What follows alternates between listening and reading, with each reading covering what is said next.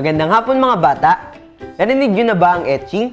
Ito ay isang uri ng sining na ginagawa noon pang 1500s.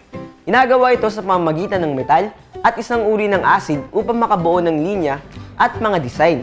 Sa panahon natin ngayon, ay may iba't iba ng paraan para makagawa ng ganitong uri ng sining. At ngayon naman, may iba tayong version na gagawin sa paggawa ng etching. Interesting ito mga bata! Di na kailangan ng metal o anumang uri ng acid sa paggawa nito.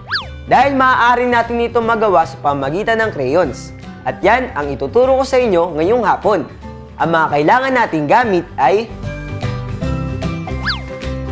cardboard paper, crayons, at popsicle stick. At kung handa na kayo, tara simulan na natin. Una ay kulayan natin ang cardboard paper ng iba't ibang kulay ng crayons. Mga bata, kailangan matyaga tayo sa paggawa ng art project na ito dahil medyo nakakapagod ito. Kailangan ay makapal ang pagkakalagay ng kulay kaya dapat ay diinan natin ang pagkukulay. Kapag napuno na natin ng kulay ang cardboard, kulayan naman natin ito ng itim na crayon. Takpan natin ang lahat ng kulay. Pag nabalot na natin ng itim ang cardboard, ay maaari na natin itong lagyan ng iba't ibang design gamit ang popsicle stick.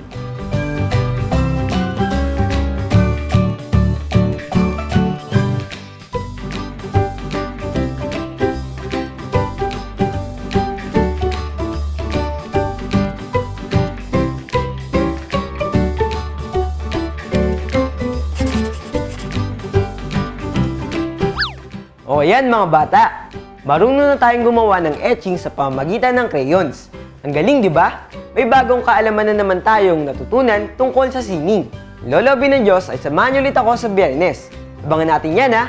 At sanayin natin ang ating kakayahan dahil tayo mga batang artistic.